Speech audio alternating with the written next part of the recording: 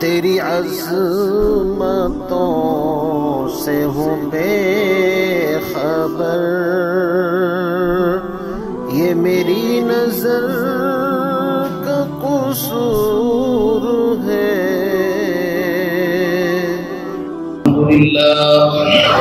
الحمد لله نحمده ونستعينه ونستغفره ونؤمن به ونتوكل عليه ونعوذ بالله من شرور أنفسنا ومن سيئات أعمالنا، من يهده الله فلا مضل له ومن يضلل فلا هادي له، ونشهد أن سيدنا ومرشدنا ومولانا محمدا عبده ورسوله،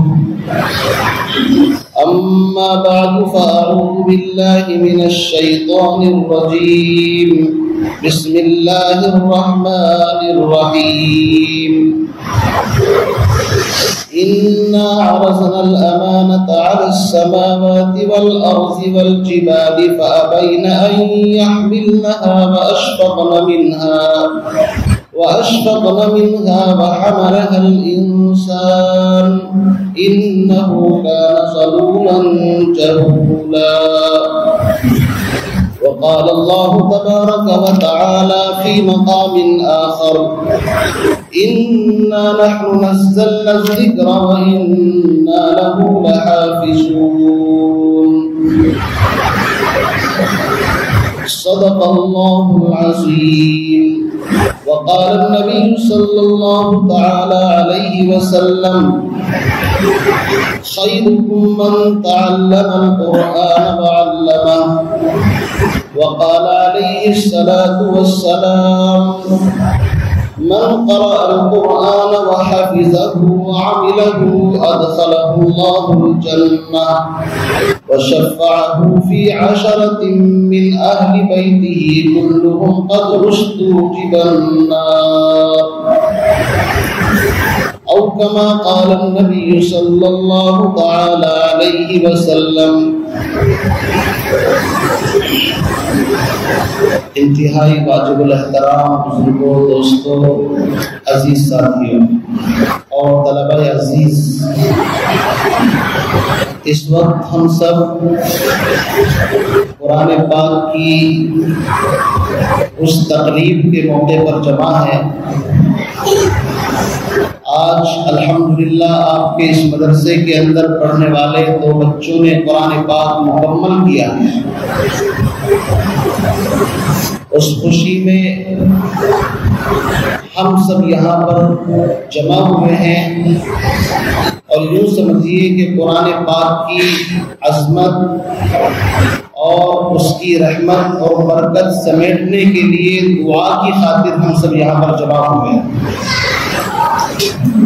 قرآن پاک اللہ رب العزت کا کلام ہے، اور بادشاہوں کا کلام کلاموں کا بادشاہ ہوا کرتا ہے۔ کہنے والا جس مرتبے کا ہوتا ہے اس کی بات اتنی ہی زیادہ بڑی اور اونچی ہوا کرتی ہے۔ ایک بات ایک چھوٹا سا بچہ کہے تو لوگ توجہ نہیں دیتے کہ چھوٹا بچہ ہے، لیکن اسی بات کو اگر بڑا آدمی کہے تو توجہ کے ساتھ سنی جاتی ہے، اور اسی بات کو اگر ملک کا وزیر اعظم کہے تو سب خاموش ہو کر غور سے سنتے ہیں کہ کیا بات کہی گئی۔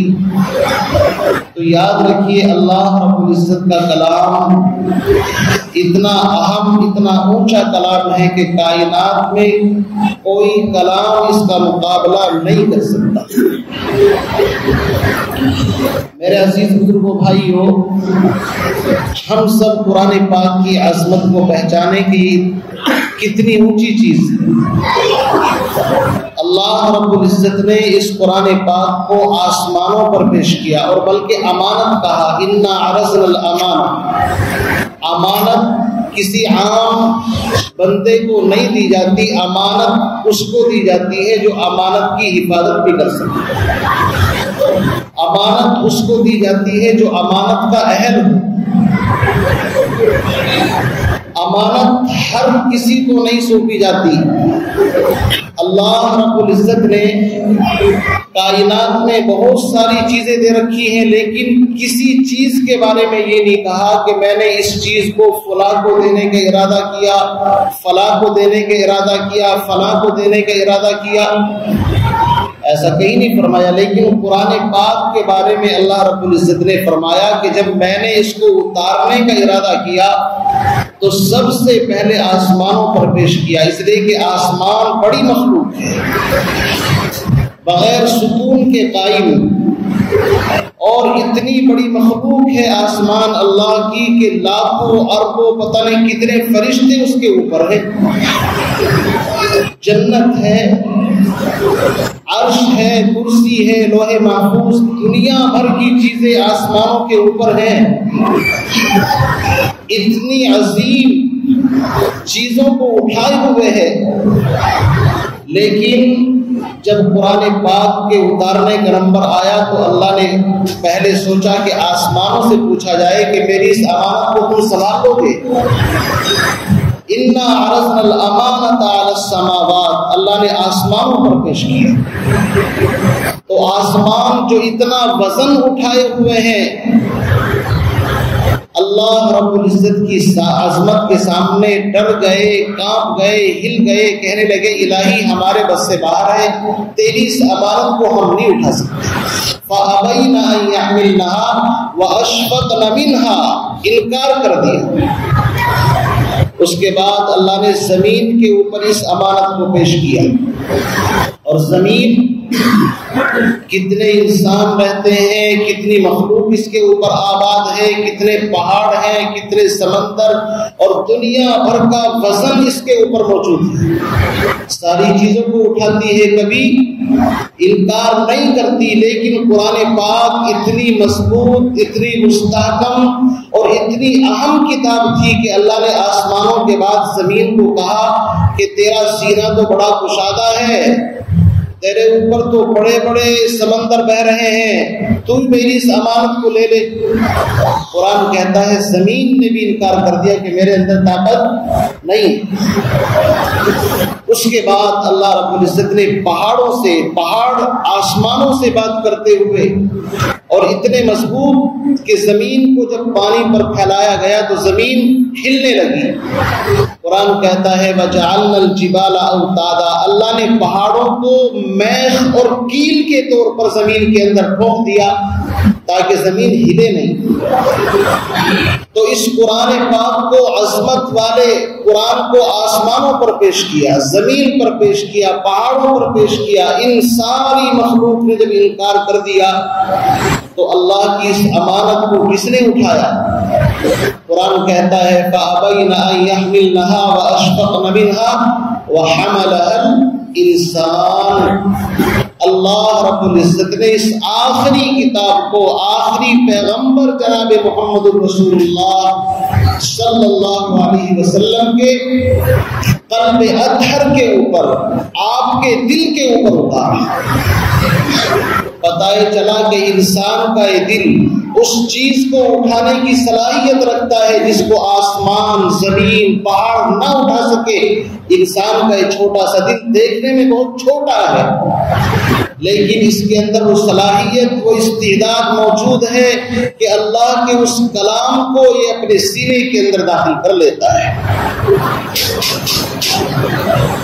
چنانچہ 23 سال کے عرصے کے اندر اللہ نے اپنے قرآن کو لوح محفوظ سے آسمان دنیا پر ایک رات میں اتارا، انا انزلناہ فی لیلۃ القدر، اور پھر آسمان دنیا سے آقائے نامدار محمد عربی صلی اللہ علیہ وسلم کے قلب مبارک پر 23 سال میں نازل کیا۔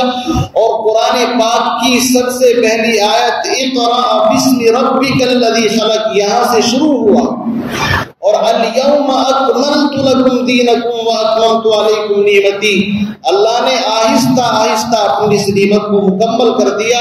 اور الف لام میم سے لے کر والناس تک پورے 30 پارے، 540 رکوع، 114 سورتیں، اور سارا کا سارا قرآن اپنے نبی کے سینے کے اندر محفوظ کر دیا۔ اور پھر اس سینے سے حضرت ابو بکر صدیق رضی اللہ تعالیٰ عنہ کے سینے کے اندر، حضرت عمر کے سینے کے اندر، حضرت عثمان کے سینے کے اندر، حضرت علی کے سینے کے اندر، اور عشرہ مبشرہ اور 1,24,000 یا 44,000 صحابہ کے قلوب کے اندر، اور پھر ان سینوں سے تابعین، تابعین، یہاں تک کہ آج ہم 1443 ہجری کے اندر ہے، یہ سینوں سے سینوں کی طرف منتقل ہوتا ہوا یہ نور آج ہم تک پہنچا ہے۔ اللہ رب العزت نے اس کی حفاظت کی چونکہ ذمہ داری لی ہے، تو کائنات میں کسی چیز کی حفاظت اتنی اہم نہیں ہے۔ آپ نے نہیں دیکھا ہوگا کہ کسی چیز کی حفاظت کے لیے سینوں کو منتخب کیا گیا ہو، دلوں کو۔ ہم اپنا ڈیٹا محفوظ کرتے ہیں، کوئی کمپیوٹر کے اندر کرتا ہے، کوئی کسی چیز کے اندر کرتا ہے، پیسوں کی حفاظت کرتے ہیں، بینک کے اندر رکھتے ہیں، اور الماریوں کے اندر، اور نہ جانے کہاں کہاں کس چیز کی حفاظت کی جاتی ہے، لیکن اللہ کا قرآن صرف انسانوں کے سینوں کے اندر محفوظ ہوتا ہے۔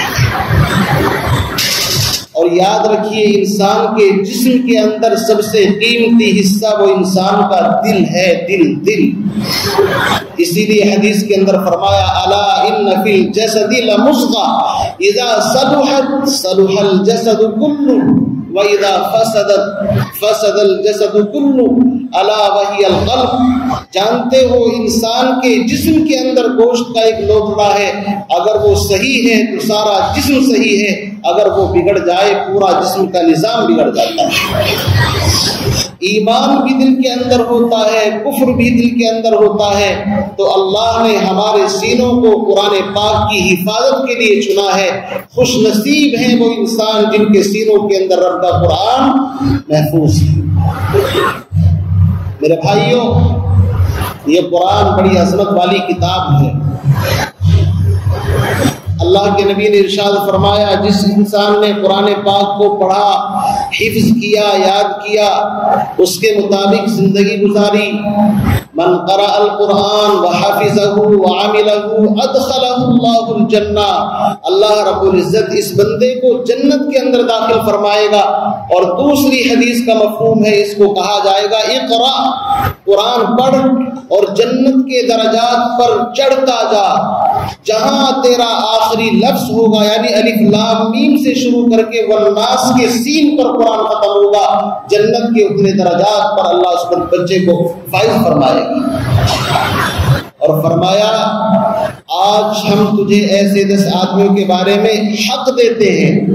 بعض روایتوں میں تو اس سے زیادہ کا بھی ذکر آیا ہے کہ آپ سفارش کر سکتے ہیں ان کے بارے میں، اور اللہ رب العزت سے کہہ سکتے ہیں، تو اللہ رب العزت اس حافظ قرآن کی سفارش قبول فرمائے گی۔ اور ایک حدیث کے اندر فرمایا کہ قیامت کے دن اس حافظ قرآن کے والدین کو جنتی لباس پہنایا جائے گا، اور ایک ایسا تاج اس کے والدین کے سروں پر رکھا جائے گا جس کی روشنی دنیا کا جو 14ویں رات کا چاند ہوتا ہے اس سے بھی زیادہ روشن اور منور ہوتا ہے۔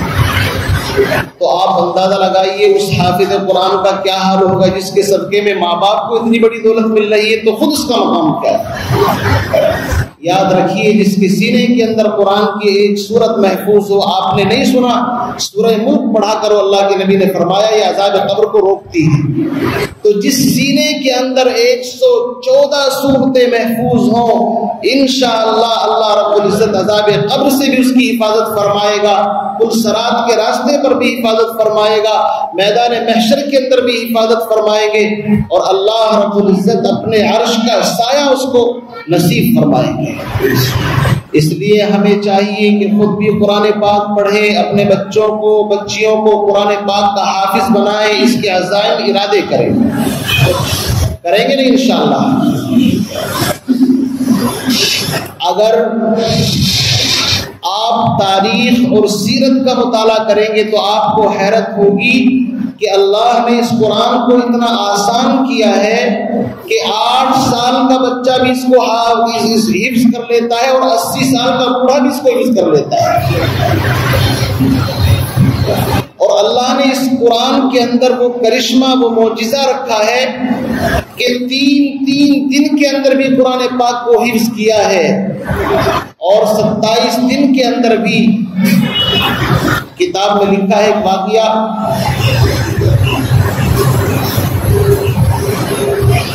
ہشام بن محمد السائب کلبی المتوفا 204 ہجری 204 ہجری کے آدمی ہیں، بڑے عالم زاہد تھے لیکن قرآن پاک کے حافظ نہیں تھے۔ ان کے ماموں نے قرآن پاک کی ایک آیت کے بارے میں سوال کیا کہ یہ کون سے پارے کی آیت ہے؟ اب جو حافظ نہ ہو کیسے بتائے کون سے پارے کی آیت ہے؟ کہا مجھے معلوم نہیں، دیکھ کر کے بتاؤں گا۔ فرمایا تم تو علم الانساب نسب کے جاننے والے ہو، بڑے عالم ہو، تمہیں تو قرآن پاک کا بھی حافظ ہونا چاہیے۔ ان کے دل کو یہ بات لگی اور گھر کے اندر داخل ہوئے اور 3 دن کے اندر قرآن پاک حفظ کر کے گھر سے باہر آئے۔ یہ قرآن پاک کا معجزہ ہے۔ امام محمد الشیبانی جو امام اعظم ابو حنیفہ کے شاگردوں میں ہیں، یہ امام ابو حنیفہ کے پاس پڑھنے کے لیے گئے کہ مجھے بھی آپ اپنی شاگردی کے اندر قبول فرما لیں۔ تو امام اعظم ابو حنیفہ نعمان بن ثابت نام تھا، ابو حنیفہ کے نام سے مشہور ہوئے۔ ان سے پوچھا امام محمد سے کہ کیا قرآن پاک کے حافظ ہو؟ کہا کہ قرآن پاک تو حفظ نہیں کیا۔ فرمایا پھر ہمارے یہاں تو مسائل کا استنباط ہوتا ہے، مسائل کا استخراج ہوتا ہے، اور شریعت کا سب سے پہلا جو منبع ہے وہ تو قرآن پاک ہے، مسائل تو وہیں سے نکالے جاتے ہیں۔ یہ سمجھ گئے کہ استاذ کی منشا یہ ہے کہ میں قرآن پاک کا حافظ بنوں۔ لکھا ہے کہ 1 ہفتے کے اندر قرآن پاک حفظ کیا اور حفظ کرنے کے بعد پھر اپنے استاد کے پاس جا کر کے کہ اب میں حافظ بن کر کے آ گیا ہوں۔ تو یہ قرآن ایسی کتاب، آپ کہیں گے تو پرانے لوگوں کی باتیں ہیں، کیا آج کے دور کے اندر بھی کوئی ایسا ہے جو اتنی جلدی حافظ بن جائے؟ سوچ سکتا ہے آدمی؟ تو مولانا قاسم نانوتوی جنہوں نے دارالعلوم دیوبند کی بنیاد رکھی، ان کے بارے میں مولانا مناظر احسن گیلانی نے ایک جگہ لکھا ہے کہ حج کے لیے تشریف لے جا رہے تھے اور پہلے پانی کے جہاز چلا کرتے تھے، تو حج کے لیے کئی مہینے پہلے سفر کرنا پڑتا تھا، رمضان سے بھی پہلے شعبان کے مہینے میں نکل جاتے تھے۔ شعبان میں یہاں سے چلے، سمندری سفر ہے، راستے میں رمضان کا چاند نظر آ گیا، حاجیوں کی تعداد لیکن حافظ ایک بھی نہیں۔ ان کو بڑا احساس ہوا کہ اتنے بڑے سفر کے اندر تراویح کی نماز بھی پڑھنی ہے، رب کا قرآن ہمارے سینے کے اندر نہ ہو۔ لکھا ہے کہ روزانہ صبح سے شام تک 1 پارہ ڈیلی حفظ کرتے اور رات کو اس کو تراویح کے اندر سناتے۔ 27 دن کے اندر قرآن پاک حفظ کر لی۔ ایسے میں ہزاروں واقعات آپ کو سنا سکتا ہوں، وقت نہیں ہے۔ کہنے کا مقصد یہ ہے یہ قرآن پاک ایک معجزاتی کتاب ہے، اس کو اپنے سینے کے اندر داخل کریں، اس کی تلاوت کا اہتمام کریں۔ امام عاصم کوفی رحمۃ اللہ علیہ بڑے امام گزرے ہیں، قرآن پاک کے قاریوں میں ان کا نام آتا ہے۔ امام عاصم کوفہ کے رہنے والے تھے، ان کے منہ سے عجیب خوشبو آیا کرتی تھی، جو بھی ان کے پاس بیٹھتا بڑی عجیب طرح کی خوشبو جو کسی مارکیٹ کے اندر نہیں ملتی تھی۔ طلبہ حیران، شاگرد پوچھتے تھے، لوگ پوچھتے تھے کہ آپ کون سی خوشبو استعمال کرتے ہیں، ہمیں بھی بتا دیجیے۔ اور انہوں نے کہا بھائی میں کوئی خوشبو استعمال نہیں کرتا حضرت، آپ کے اندر سے تو خوشبو آتی ہے، منہ کے اندر سے آتی ہے۔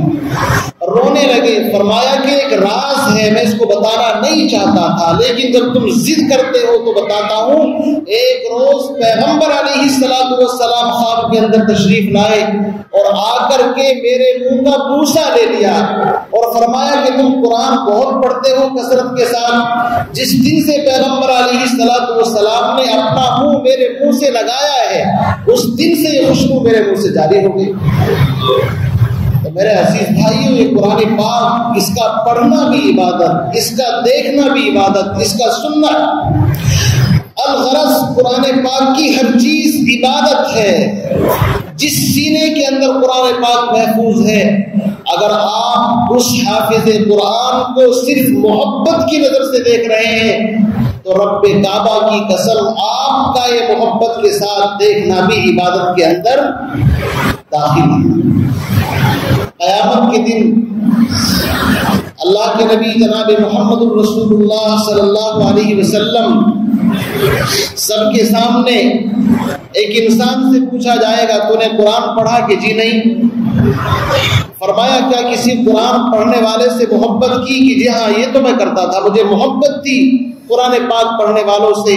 اللہ رب العزت اس چیز کو بھی بہانہ بنا کر کے بخشش فرما دے گا کہ تجھے اس بچے سے محبت تھی جس کے سینے کے اندر میرا قرآن تھا، جا میں نے تیری بخشش فرما دی.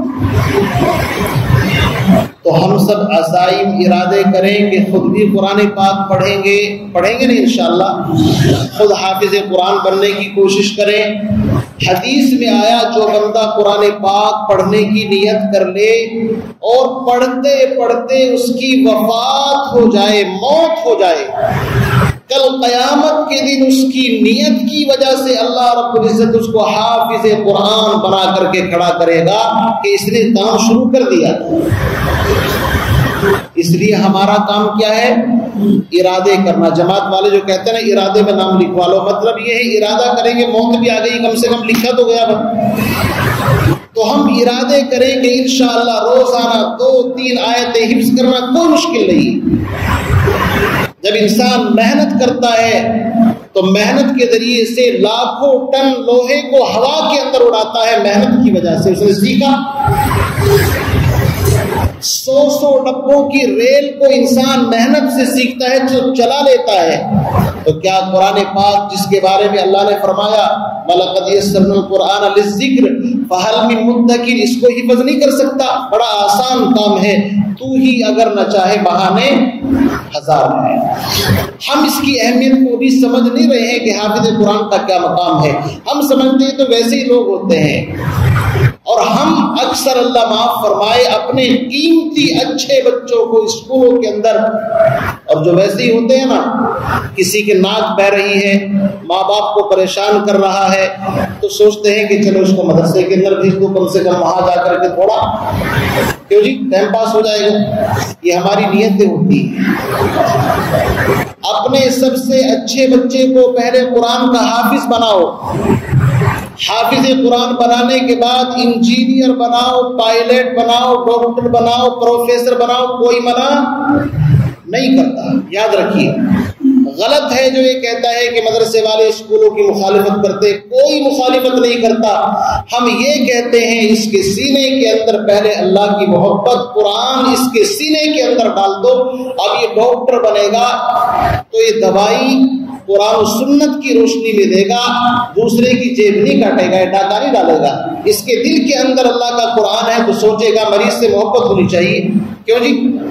اگر یہ جج بن گیا تو اس کا قلم بکے گا نہیں جب اس کے سینے کے اندر قرآن ہو. تو ہم تو یہ چاہتے ہیں کہ پوری دنیا کے انسان چاہے وہ کسی شعبے کے اندر جائیں، پہلے اپنے بچوں کو قرآن سے وابستہ کرو.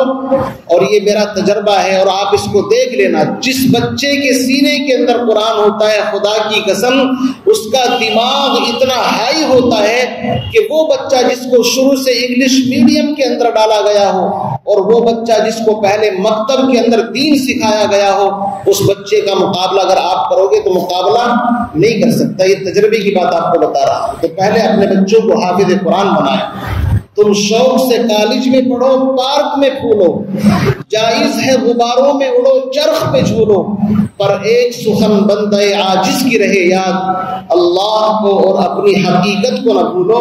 ہم یہی میسج اور پیغام دینا چاہتے ہیں کہ قرآن پاک اس کے سینے کے اندر ہو، ایک ہاتھ میں اس کے اللہ کا قرآن ہو اور دوسرے ہاتھ کے اندر اس کا دنیا کا جو قانون ہے اس کے اندر وہ گھس جائے. پائلٹ بنے، ڈاکٹر بنے، ماسٹر کچھ بھی بنے، کوئی پریشانی کی بات نہیں ہے.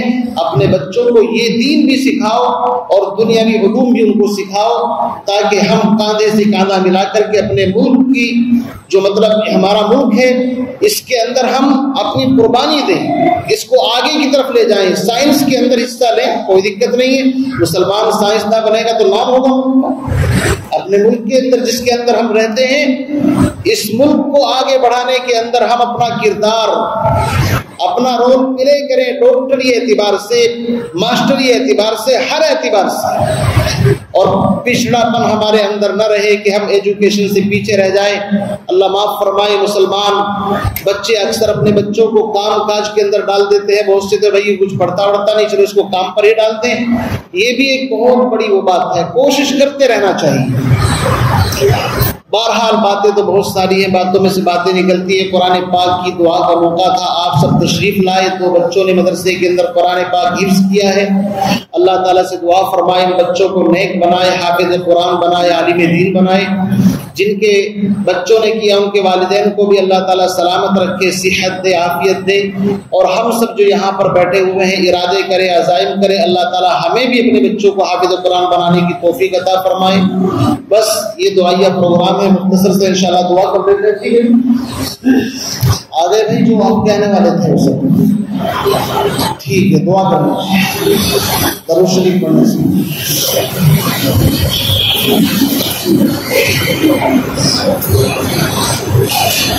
الحمد لله رب العالمين والعاقبة للمتقين والصلاة والسلام على سيد الأنبياء والمرسلين. اللهم لك الحمد ولك الشكر كما أنت أهله, فصل وسلم وافعل بنا ما أنت أهله, فإنك أهل التقوى وأهل الشفاء وأهل الجند والكرم. لا إله إلا أنت سبحانك إني كنت من الظالمين. لا إله إلا الله الحليم الكريم.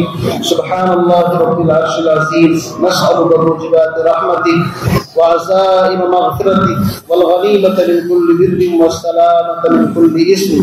لا تدع لنا ذنبا إلا غفرته, ولا هما إلا فرجته, ولا دينا إلا أديته, ولا مريضا إلا شفيته, ولا حاجة من حوائج الدنيا هي لك رضا إلا قضيتها يا أرحم الراحمين. يا أكرم الأكرمين, يا ذا الجلال والإكرام, بيدك الخير إنك على كل شيء قدير. یا اللہ ہم جس مقصد سے یہاں پر جمع ہوئے ہیں یا اللہ ہمارے جمع ہونے کو قبول فرما.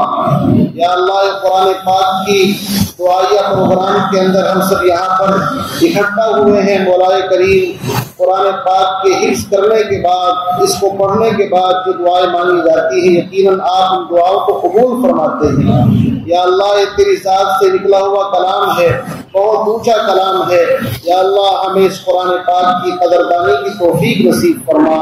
اپنے سینوں کے اندر اس قرآن پاک کو داخل کرنے کی سعادت اور توفیق نصیب فرما. یا اللہ ہم اس قرآن پاک کا صحیح معنی میں حق ادا نہ کر سکے, یا اللہ ہم سے جو اس کے پڑھنے پڑھانے میں لغزشیں کوتاہیاں ہوئی ہوں یا اللہ اپنے فضل سے معاف فرما. یا اللہ صحیح طریقے سے قرآن پاک کی خدمت کی, قرآن پاک کو پڑھنے پڑھانے کی, اس کی حفاظت اور اشاعت میں یا اللہ جان مال صلاحیتوں کو لگانے کی توفیق عطا فرما. جن بچوں نے قرآن پاک پڑھا ہے یا اللہ ان بچوں کی عمر میں برکت نصیب فرما, ان کے والدین کی عمروں میں برکت نصیب فرما, حاضرین مجلس کی جائز تمناؤں کو پورا فرما. یا اللہ اس قرآن پاک کا ثواب جو پڑھا گیا ہے سرور کائنات محمد عربی صلی اللہ علیہ وسلم کی روح مبارک کو پہنچ کر کے تمام صحابہ, انبیاء اور اسی طریقے سے بزرگان دین, خلفاء راشدین اور اسی طریقے سے اللہ تمام مؤمنین, مؤمنات, مسلمین, مسلمات کی روح مبارک کو پہنچ کر خاص طور سے ان بچوں کے, ان کے والدین کے اور ہم تمام کے نامہ اعمال میں اس کا ثواب درج فرما. یا اللہ اس قرآن پاک کی برکت سے ہم تمام کو ہدایت کی زندگی نصیب فرما. یا اللہ شیطان کے وساوس سے, ان کے مقاصد اور عزائم سے یا اللہ ہماری حفاظت فرما. یا اللہ مدارس کو دین دونی رات چوبی ترقی نصیب فرما. یا اللہ مساجد کو نمازیوں سے آباد فرما, مدارس کو طلبہ سے آباد فرما.